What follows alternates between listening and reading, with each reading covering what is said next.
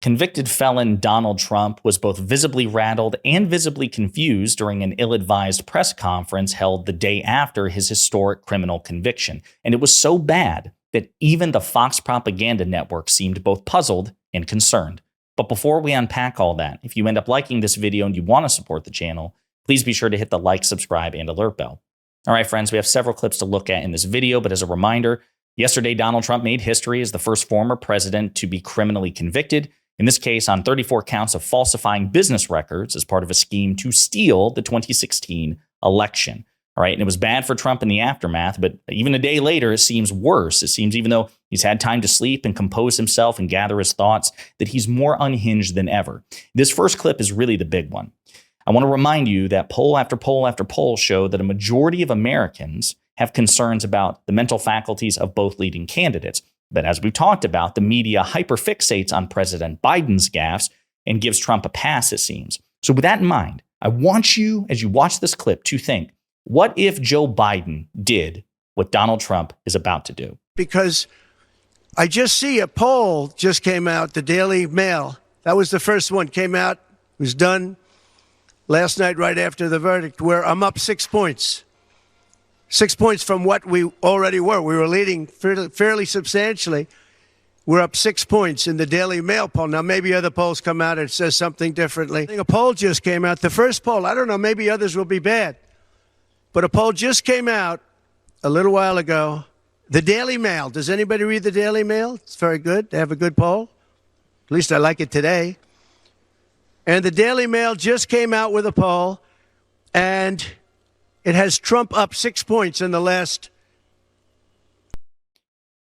That wasn't a glitch of editing. That was not some sort of technical audio glitch. That wasn't, the feed repeating itself. That was Donald Trump at 11:13 in the morning talking about this Daily Mail poll at length. And then less than 15 minutes later, he forgot that he did it in the first place. And so he effectively repeats himself for a second time within 13 to 14 minutes. That's not a slip of the tongue. That's not just a casual misspeak or a brief gaffe. That is Donald Trump literally forgetting this entire tangent he went on about 10 to 15 minutes prior. Imagine the coverage that not only right-wing media would give, but even mainstream media would provide if President Biden made a gaffe that blatant. Truly unhinged stuff. And if we're going to hold these men to the same standard, which we should, then that's an indictment of Donald Trump's mental faculties. I want to play another clip in which he goes off on this incoherent rant for about 40 seconds, and then we'll get into Fox News' reaction. Bragg's people protested, and the judge knocked him out, said you can't testify. He actually said you can't testify for anything having to do with the trial. You can say what the federal elections is. Well, that doesn't help. Everybody knows that. But you can't testify. So essentially, he wasn't able to testify. Other people weren't able to testify. But with these people, they were able to use people salacious. By the way, and nothing ever happened. There was no anything. Nothing ever happened, and they know it. But they were as salacious as they could be, and it had nothing to do with the case. So that was about 40 seconds of just run-on sentences, sentence fragments, non sequiturs, an incoherent rant that is characteristic for Donald Trump. Again, this guy is visibly disintegrating in front of our very eyes. This is how the Fox propaganda network reacted. And some may find it subtle, but pay close attention to how Harris Faulkner reacts here. Note the concern on her face, the concern in her voice, and the fact that she's trying to stumble through her words to come up with some sort of cogent explanation for what she just saw. November 5th is the most important day in the history of our country. Thank you very much, everybody. So the president talked for about 40 minutes. We were expecting the former commander-in-chief, Donald Trump, to take questions. This had been billed as a news conference and that reporters would be at least available. There would be the former president for their questions. So again, Donald Trump apparently told everybody he'd take questions. He forgot that he told them that and ran off. Harris Faulkner here is confused. He said he would give questions, that this was billed as a press conference. Again, note the concern and confusion in her voice and on her face. That's how bad it is, okay? And this is coming from a strident Trump supporter in Harris Faulkner. The Biden campaign reacted like this. America just witnessed a confused, desperate, and defeated Donald Trump ramble about his own personal grievances and lie about the American justice system, leaving anyone watching with one obvious conclusion. This man cannot be president of the United States. Unhinged by his 2020 election loss and spiraling from his criminal convictions, Trump is consumed by his own thirst for revenge and retribution. He thinks this election is about him, but it's not. It's about the American people, lowering their costs, protecting their freedoms, defending their democracy. That's what Joe Biden and Kamala Harris are fighting for. Donald Trump is sowing chaos, attacking the rule of law, and fighting for the only thing in the world he gives a damn about, Donald Trump. Really strong stuff from President Biden's campaign. Now, a couple of things here. I do want to touch on that Daily Mail poll, the Daily Mail being a right-wing conservative tabloid coming out of the United Kingdom.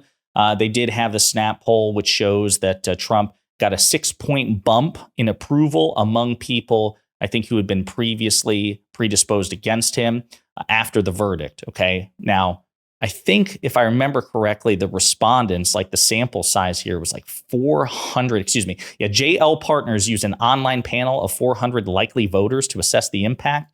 So this isn't much of a sample size by any stretch. There are many more robust polls out there. And we'll see, in the next few days and the next few weeks, what the impact is. But the poll shows no change already positive, 27%. No change already negative, 32%. And that means, of course, that, more people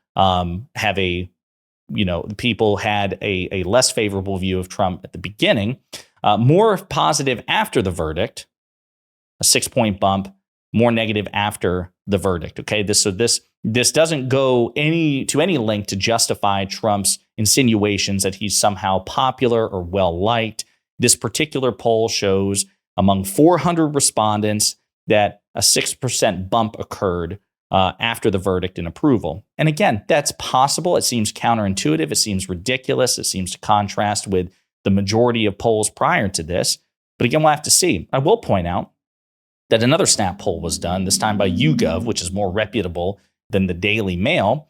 Snap poll, 50% of Americans agree with the guilty verdict in Trump's hush money case. 50% of adults say yes, he's guilty, whereas only 30% say no, he's not guilty, and 19% are unsure. A clear, decisive advantage for those of us who believe that Donald Trump is a fascistic criminal. I'll also point out veteran Republican operative Karl Rove is trying to discourage MAGA Republicans from coping too much about the idea that this isn't going to have an impact. He points out that even if just a small number of people defect from Trump, that would damn him and doom him in swing states. But if he is found guilty, let's not underestimate that there is a problem. Think about this. Those numbers are like 11%.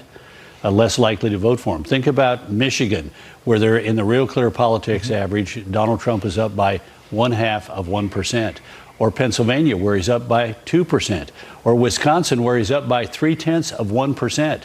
So in a close race like we're likely to have, having 5, 6, 7, 8, 9, 10, 11% of the electorate less likely to vote for you is a problem. And Good on Rove for pointing that out. And again, we don't know what the consequences will be from this. It's entirely possible that this somehow radicalizes non-Trump supporting independents to take up his cause. It seems, again, counterintuitive and ridiculous, but it's possible. It's possible that the verdicts will be vacated on appeal. It's possible that Donald Trump will never see one day of jail time. It's possible that despite whatever happens, he will still win the upcoming election because these convictions do not preclude him from running for or holding the office of the presidency. So we have to keep that in mind. But again, Donald Trump seems visibly unhinged, rattled, confused, and the media, if they really care about basic standards and applying things equitably, if they're going to, cover President Biden's gaffes, fine, fair enough, but then you should cover Trump's as well and not grade him on a curve. And this is the sort of gaffe that he did when he confused Nancy Pelosi and Nikki Haley a couple of months ago at length for like 10 minutes. That it's not just a slip of the tongue. It's not, confusing the president of Egypt with the president of Mexico as President Biden did in the aftermath of her report at that ill-advised press conference, and the media ran with it. This is something much more elaborate and much more, I think, indicting, again, of that particular candidate's mental faculties, in that case, just Donald Trump. So we'll see what happens from this. But again, even the Fox Propaganda Network seems a bit concerned and confused as to what the hell that press conference was. And Donald Trump probably shouldn't have had it in the first place. Let me know what you think in the comments.